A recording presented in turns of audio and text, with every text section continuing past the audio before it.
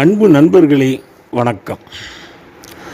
Camera எப்போவுமே பொய் சொல்லாது அப்படின்னு ஒரு ஆட் வருது. உண்மைதான். நம்ம எப்படி இருக்கோமோ அப்படியே பளிச்சுன்னு கேமரா காட்டிடும். சில பேர் கேட்பாங்களே, என்னடா இப்படி எடுத்து வச்சிருக்கியடா, ஒரு ஃபோட்டோவை நீ ஒழுங்காக எடுக்க வேண்டாமா அப்படின்னு கேட்பாங்க இல்லைங்க.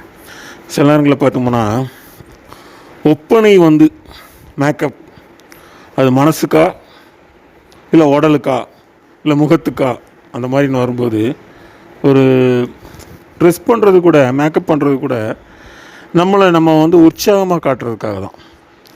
அப்போ என்ன அப்படின்னா, நிறைய நேரங்களில் பின்னாடி வர்ற வாழ்க்கைக்காக நம்ம காத்துக்கிட்டு இருக்கிறோம்.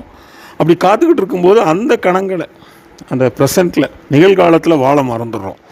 எப்படி இருக்கோங்கிறத நம்ம மறந்துட்டு ஒன்று பழசை நினச்சி கவலைப்பட்டுக்கிட்டு இருப்போம், இல்லைன்னா இனிமேல் வரப்போகிற வாழ்க்கையை நினச்சி நம்ம இப்போ உள்ள நிமிடங்களை நம்ம தொலைச்சிக்கிட்டு இருப்போம். அப்படி இருக்கக்கூடாது. இப்போ இதில் பாருங்கள், டொமினிக்கன் குடியரசில் அந்த நாட்டில் ஒரு கிறிஸ்டாய் டா ரோட்ரிக்ஸ் அப்படிங்கிற ஒரு பெண்மணி அவங்க இது ஃபேஷன் டிசைனர், ரொம்ப பாப்புலரானவங்க. ஆனால் என்ன, அதில் நல்லா கோடிக்கணக்கில் பணத்தை சம்பாதிச்சிட்டாங்க. ஆனால் என்ன நடந்து போச்சு விதிவசமாக, 40 வயசில் அவங்களுக்கு வயிற்றில் புற்றுநோய் வந்துடுச்சு. அது வர வர எப்படியோ ஸ்டேஜ் 4 கடந்துட்டாங்க. ஆனால் அவங்க நம்பிக்கையை கிடக்கலை. இப்போ தனி விமானமே வச்சுருந்தாங்க. ஆனாலும் ஒரு ரூம்லேருந்து இன்னொரு ரூமுக்கு அந்த ஆஸ்பத்திரியிலேருந்து மூவ் பண்ணணுன்னா அடுத்தவங்களோட உதவி வேணும்.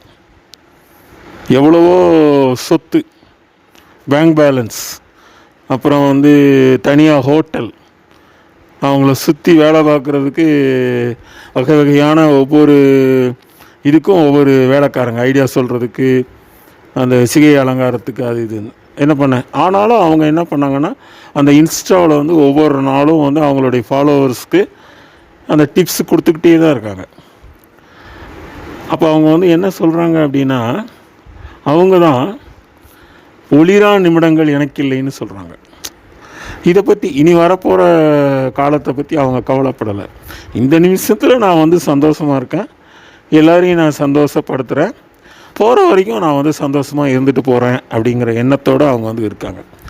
அதனால் நம்ம என்ன நினச்சிக்கணும் அப்படின்னா, இப்போ கிடைக்கிற அந்த சந்தோஷம், இப்போ கிடைக்கிற அந்த வாய்ப்பை, அந்த நாட்களை சரியாக பயன்படுத்தி எல்லாரோடையும் நம்ம சந்தோஷமாக இருந்து கொஞ்சம் கொஞ்சமாக அந்த எதிர்காலத்துக்கு தேவையான அந்த வளத்தை நம்ம சேமிச்சுக்கிற வேண்டியதுதான்.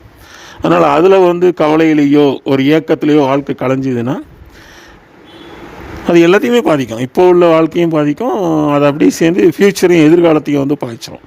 அதனால் ஒரு கஷ்டம் ஒரு ஆளே, ஒரு பெண்மணியே அதை பற்றி நினைக்கல அப்படின்னா, அந்த நியூட்ரலாக இருக்கிற இனிமேல் முயற்சி பண்ணி முன்னேற போகிற நம்ம அந்த நம்பிக்கையை இழக்கக்கூடாது. அந்தந்த நிமிடங்களில் வாழ்ந்து மற்றவங்களுக்கு எடுத்துக்காட்டாக இருக்கணும். மிக்க நன்றி.